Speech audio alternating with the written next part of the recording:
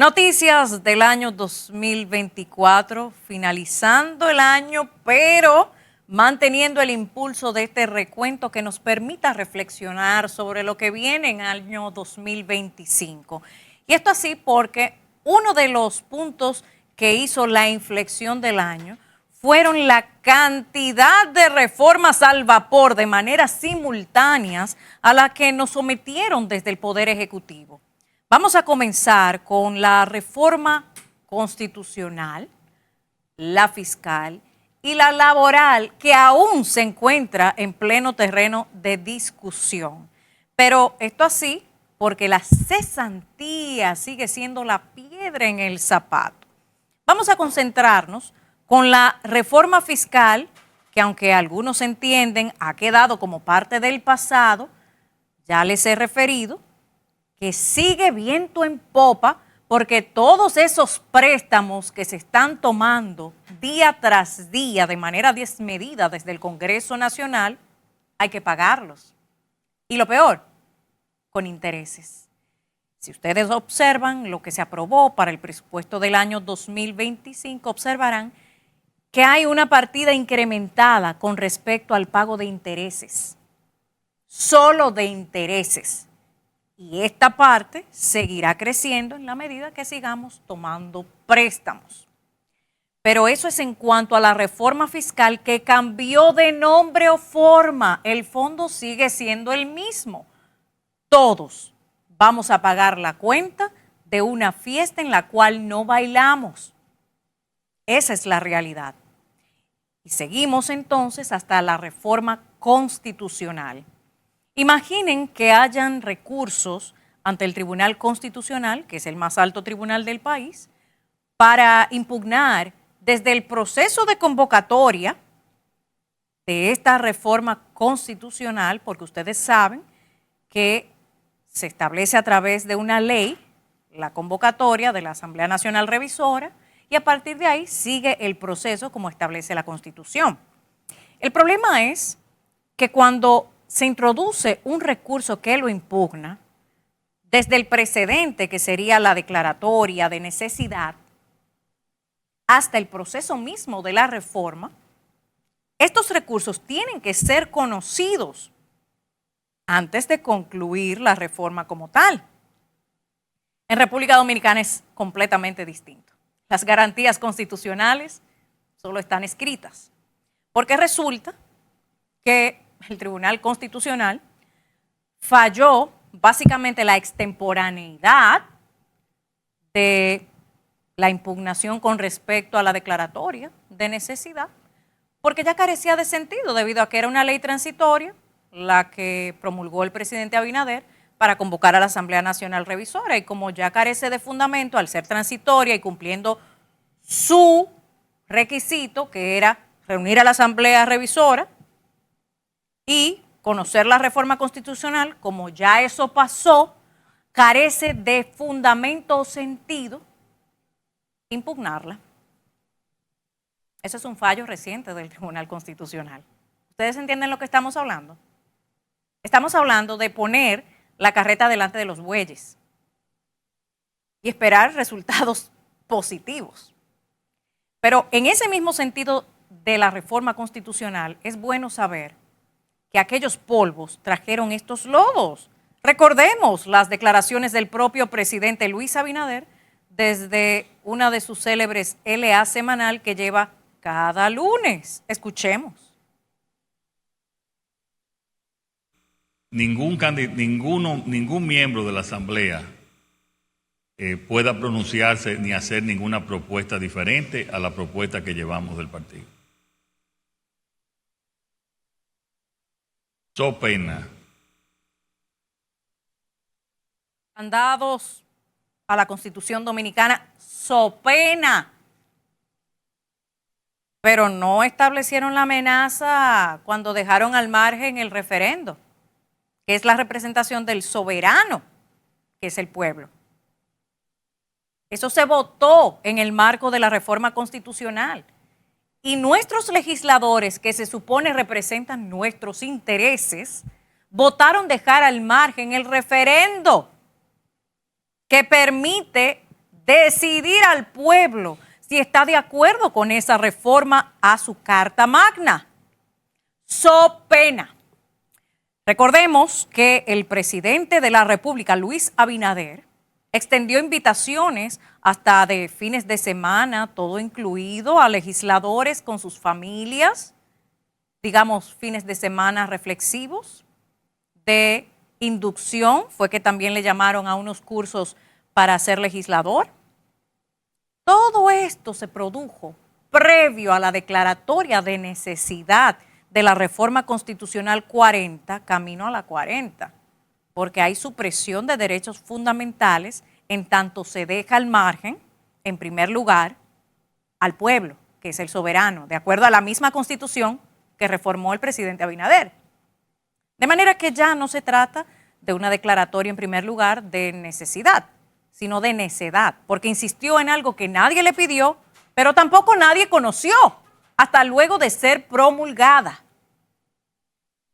Y encima, los recursos que impugnaban tales procesos fueron conocidos de manera extemporánea para que no se tocara el fondo de lo reformado. Es insólito, cuanto menos. Y de ahí entonces venimos a la lucha contra la corrupción. Participación Ciudadana recientemente cuestionaba la, cito, ralentización de los casos de corrupción. Sin embargo, sería sumamente oportuno una declaración adicional oficial de este organismo con respecto al fondo de esos casos de corrupción, porque resulta que muchos de sus dirigentes principales de Participación Ciudadana forman parte de ese barco gubernamental que zozobra en casos de corrupción. Ese es el punto. Usted forma parte de lo que está cuestionando. Son ustedes que deberían darnos la respuesta. Uno de ellos, Carlos Pimentel, en contrataciones públicas. Bailan en todos los casos, pero no forman parte de ninguno.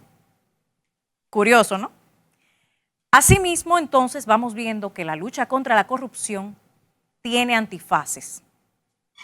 Y esto lo sella esa misma tendencia de reordenamiento jurídico que no solo sucede en nuestro país, sucede en la región, porque todo apunta a un reordenamiento jurídico que busca en última instancia totalizar leyes de censura, o sea, leyes mordaza. Y en ese sentido, desde el Poder Judicial con la Suprema Corte de Justicia, recientemente se presenta la nueva política de protección de datos y privacidad. ¿Y qué significa esto? Pues que básicamente el pueblo dominicano no tendrá derecho, ya no, a conocer a sus corruptos. Claro, porque mientras nos distraen con casos supuestamente de corrupción a través de nombres de animales, antipulpo, calamar, todo lo que tiene que ver con el mar, la flora y la fauna, todo eso es distracción, porque los verdaderos nombres de corruptos no son mencionados. Entonces hacen de la seriedad de casos de corrupción un meme generalizado. Distraernos para imaginarnos una medusa, un calamar, altipulpo, coral, y que exploremos en esa fauna marina hasta que nos cansemos y recibamos otro nombre cada vez más creativo. Pero de mencionar los nombres de corruptos, nada. Y ese es el punto que viene a sellar de manera legal, aunque no legítima, la Suprema Corte de Justicia con esta nueva política de protección de datos.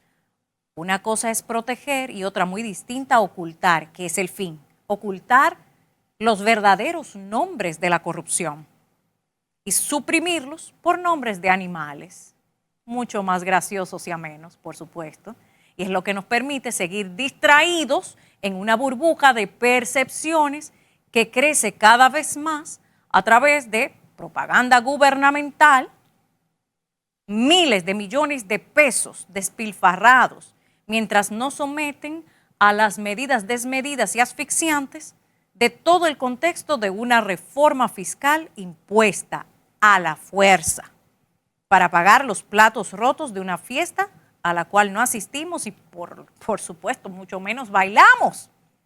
Ese es el problema. Así que ahí vemos la injerencia directa de los tres poderes del Estado. Lo que sale del Poder Ejecutivo se filtra como un sello gomígrafo al Poder Legislativo y el Poder Judicial lo valida, lo faculta. Lo vimos con la Ley 1-24, lo vemos con esta nueva política de supuesta protección de datos, dejando al margen las legislaciones vigentes para proteger precisamente los datos de imputados. ¿Y cuáles son los límites que te permiten a ti saber qué es proteger de ocultar? Proteger cuando hay menores de edad, por razones más que evidentes. Hay que proteger la integridad de los menores. O cuando se dilucidan, por ejemplo, números de cuentas bancarias, son datos sensitivos. Pero bajo ninguna circunstancia ocultar los nombres de los imputados en procesos de corrupción y mucho menos con sentencias en firme. Y supuestamente protegerlos bajo seudónimos inventados porque tampoco haría falta probarlos, ya que esto sería violentar la privacidad. ¿Entienden el punto? Así que ya toda esa burbuja de percepciones termina de ser sellada con esta nueva política que violenta flagrantemente el derecho a la información de la sociedad, violenta la libertad de prensa, la libertad de expresión. Y si se fijan, seguimos a lo largo del 2024 toda una trayectoria que va a leyes mordazas. En abril del 2024 también nos habían dicho que el gobierno estaba consensuando modificaciones a la ley de expresión y difusión del pensamiento. Y cuando el presidente en abril de este año lo presentó con su grupo de abogados y de supuestos representantes de la sociedad civil, lo que nos presentaron no fueron modificaciones. Fue una ley completamente nueva de medios digitales que castigaba a estos medios digitales que no tienen igualdad de condiciones para competir con los grandes tradicionales y controlar su discurso. Y así dicen que no hay leyes mordaza en todo este reordenamiento jurídico. Sí, poderes del Estado en oferta 3x1, porque no hay separación en los poderes del Estado, no hay tal independencia, sino una línea uniforme y sinfónica que toca el son de la batuta que dirige. Momento de una pausa y cuando regresemos, otros detalles.